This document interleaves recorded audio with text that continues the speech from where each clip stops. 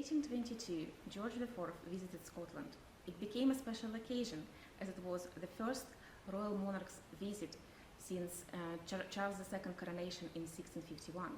It was also a first visit by a member of the Hanoverian royal family since the Jacobite Rising in 1745. The king had been in Edinburgh between 15th and 29th of August, entertained by the intense program of events aiming to showcase Scotland, its people and culture.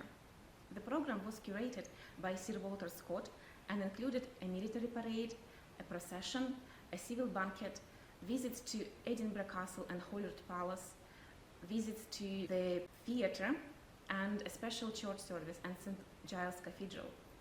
There were also two balls hosted by peers and Caledonian Hun Society in Edinburgh Assembly Rooms at George Street.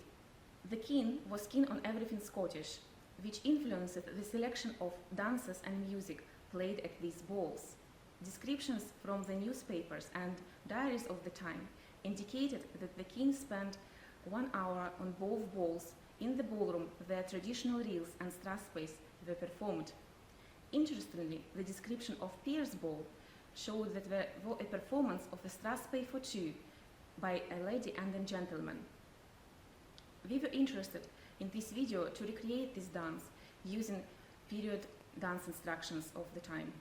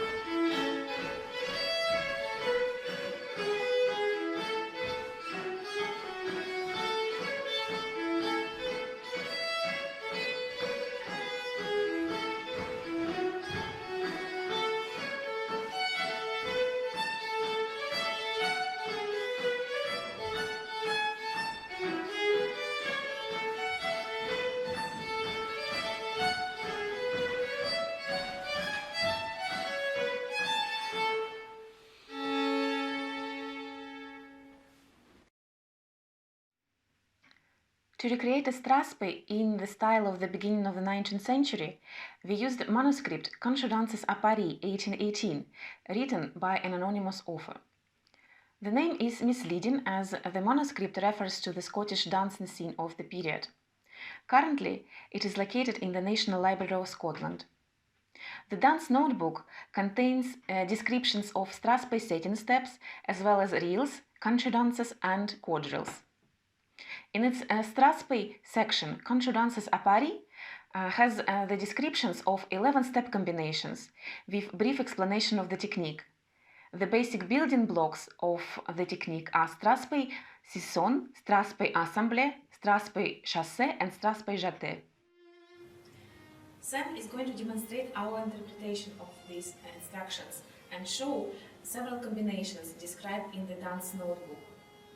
The peculiar and prominent Strathspey step is a compound of pisson and assemblée, preceded and followed by a hop on the other foot. Doing it slowly, it will look like this. And 7 and 8 and 1 and 2 and 3 and 4. However, the author suggested that each component, Strathspey seesaw and Strathspey assemblée, should take one crochet of the music. To fulfill this requirement at the fastest speed of the dance, we came up with the following execution: 5, 6, 7, 8, 1, 2, 3, 4.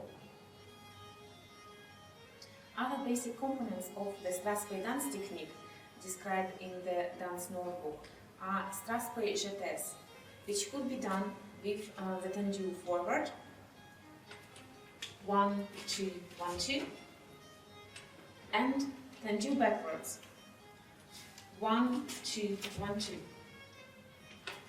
Also, the author described two Strathspey chasses.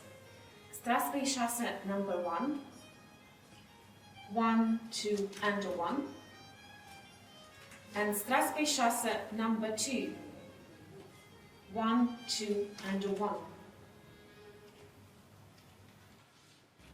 The anonymous author based his description of Strathspey steps on French dance terms of the period, which were also used to describe the quadrille technique.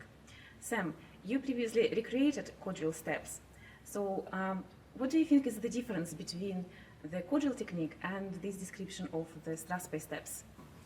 So although the steps are the same, I think the difference is very much in that with quadrille we're looking at a technique based around plie relevé. It's much softer, the toes are kept on the floor, and of course the music is much slower. If you believe Gaudu-Dow, we're looking at 40 bars per minute. With the Strathspey, he uses the word hop an awful lot, and the music is much faster. So to me it indicates a much more aerial and springy style. How much details the manuscript provided for us to recreate the steps and the technique? He didn't give us very much, mainly just the names of the steps. There are some descriptions in his earlier section on quadrille, so we were fine with the assemblée. We did have to refer to other manuals of the time quite a lot, so mainly to Alexander Strathy, who of course is writing from Edinburgh. So to him we looked for the jeté tendu description, the season, simple and dessus, and other forms of jeté. The Strathspey chasse is an interesting one. It seems to resemble very closely a pas de bourrée. So for this we look to Charles Mason and Gaudu-Dow. Do you think this particular style of Strathspey steps would be performed in the ballrooms? I believe so, yeah, because of the context of the manuscript. It's very much describing social dancing. So he gives us quadrille, English country dancing, Scottish reel, and of course Strathspey. So it strikes me as a social dance manual. How did you find the execution and performance of these Strathspey steps? I didn't find the execution of the steps as we reconstructed them to be particularly challenging. The challenging bit was coming up with a suggested reconstruction. Next, Sam will demonstrate several Strathspey setting step combinations suggested in the Contredanses à Paris manuscript.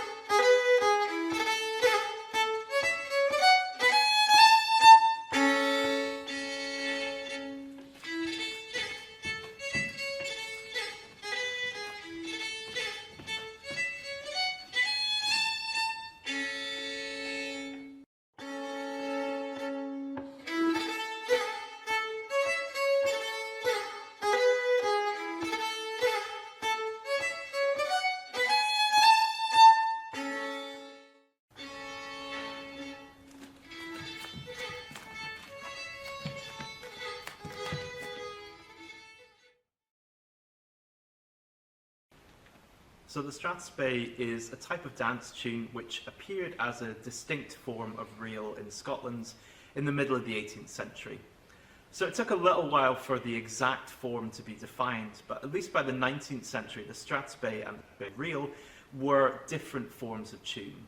So they're both in duple time, they both are 16 bars long, and they have 2 equal sections of 8 bars. But there are some differences. The reel is commonly notated in 2, it's characterized by fast-moving groups of quavers, and often it's punctuated by the burl, which is this kind of bowed ornament of 3 fast notes played on the beat.